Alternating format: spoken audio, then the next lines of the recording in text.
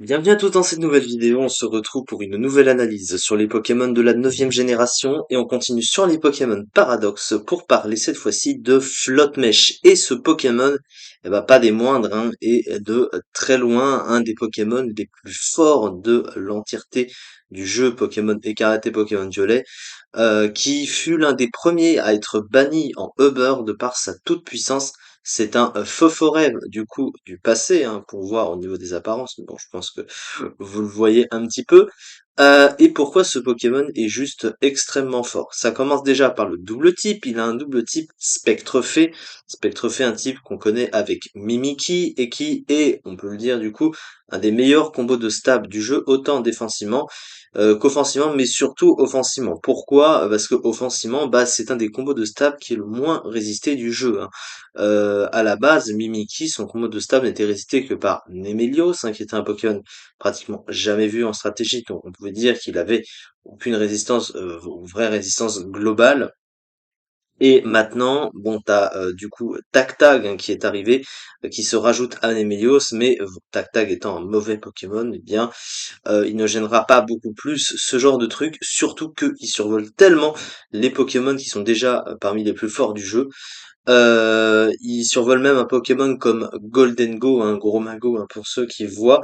Donc c'est quand même du sacré level. Il est également presque aussi, voire plus puissant que Gretos, qu'un Fort Ivoire, même il le surclasse un tout petit peu.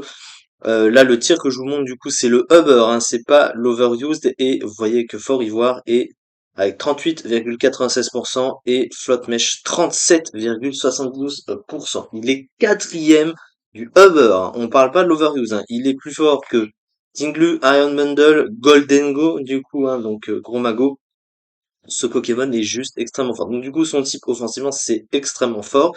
Défensivement, c'est correct sans être incroyable, hein, c'est peut-être moins intéressant, mais il y a quand même trois immunités. Un type qui a trois immunités, c'est quand même très rare dans le jeu, avec l'immunité dragon et l'immunité au type combat.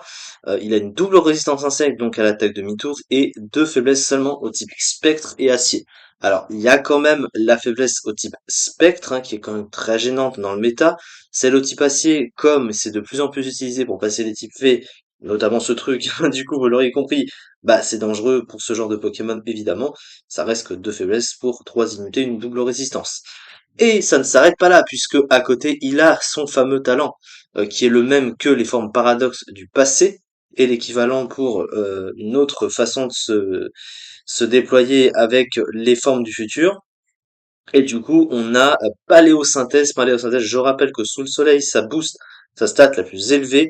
Et avec un énergie booster, une capsule d'énergie booster, ça fait la même chose, sauf que ça se déclenche au début du combat, ce qui fait que vous n'utilisez pas un autre objet que la capsule booster, puisque ça fait objet, et vous l'utilisez au début. Donc voilà. Alors du coup pour le cas du Sun, les Team Sun sont très fréquemment utilisés, donc c'est complètement envisageable sur un Pokémon qui va pas prendre cher sous le soleil de plus.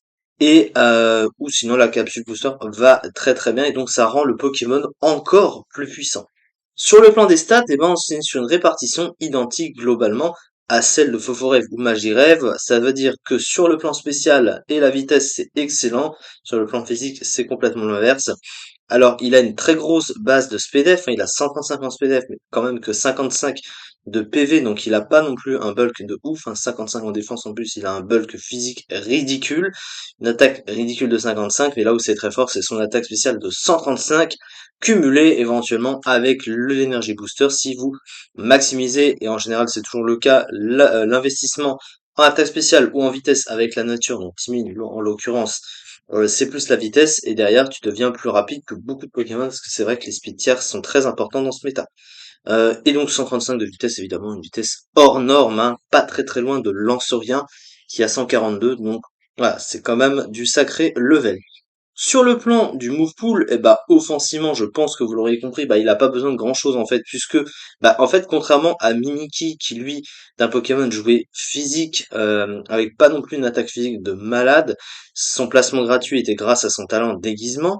Lui, il en a pas besoin parce que lui, il tape sur le spécial et il a le combo Balle Ombre plus pouvoir lunaire qui est vraiment assez puissant, hein. Pouvoir lunaire stabé, ça fait mal et puis ça peut baisser l'attaque spéciale d'un cran de l'adversaire. Et à côté de ça, bah t'as pas besoin de grand chose finalement puisque ils se suffisent à eux-mêmes. Il y a que bah en général tu vas avoir besoin bah, d'une attaque feu, bah, c'est les types acier hein, globalement, et Choc Psy pour passer Tac Tag, hein, qui est un des rares seuls qui résiste au combo, ou même les Mélios sur lequel l'attaque est neutre. Et en plus de ça, Choc Psy a l'avantage de taper sur la défense physique de l'adversaire, ce qui fait que vous pouvez jouer avec la grosse puissance offensive, mais en tapant sur la défense physique, c'est la particularité de Choc Psy, je le rappelle. Donc ce Pokémon, eh ben en fait, son full, voilà, ses options offensive avec ses stats déjà se suffisent, les quelques moves de Kovacs à côté parce qu'il y a aussi tonnerre, etc. Il a rayon gemme aussi, voilà. Il a un petit peu tout ce dont il a besoin. Alors c'est vrai qu'on peut regretter un move pool de soutien limité, mais est-ce que finalement on peut lui reprocher? Non, hein, il a vraiment pas besoin de grand chose, il a même vœu, hein, il peut même se soigner s'il a envie, sachant que je rappelle que vœu c'est un des moves de soin qui a le moins perdu en point de puissance puisque tous les autres ont été nerfés, repos a été nerfé aussi, mais repos c'est pas un vrai move de soin donc c'est pas franchement grave. Et à côté il a plénitude pour se booster, voilà, hein, que demande le peuple, il a même Memento, quoi, donc ça c'est une attaque de suicide lead. Il a aussi Requiem, il a aussi Balance, il a quelques trucs. Mais globalement, c'est un Pokémon juste complètement bourrin, qui se place, qui se setup, qui tape comme un gros sourdingue. Voilà, c'est principalement le rôle qu'on lui admet. Et il est tellement fort qu'il a été classé en Uber, et en Uber, il est quatrième du classement, comme vous l'aviez vu. Donc voilà, hein, ça justifie un peu le niveau du Pokémon, et je pense même, je pense qu'ils l'ont pas, ah non, c'est en VGC, ça, j'avais rien dit. Non, non, ils l'ont pas mis à jour, hein, j'ai l'impression que ça a changé. Bon, ça, c'est les stats de janvier 2023, hein. Je pense que ça n'a pas encore été mis à jour sur coup critique, ça veut dire qu'il a peut-être un peu baissé. Visiblement, oui, hein, il est passé de 44% à 37%, mais bon, ça fait presque 50% du tiers avant, donc voilà. Il est pas loin de Corrado Mirai, donc c'est quand même du sacré level ce Pokémon, qui a pas mis longtemps à se faire ban du coup. Merci en tout cas donc de m'avoir suivi pour cette vidéo, et c'est déjà la fin. On se retrouve prochainement pour la suite des analyses sur les Pokémon de la 9e génération. Merci beaucoup de m'avoir suivi, et à très vite pour la suite.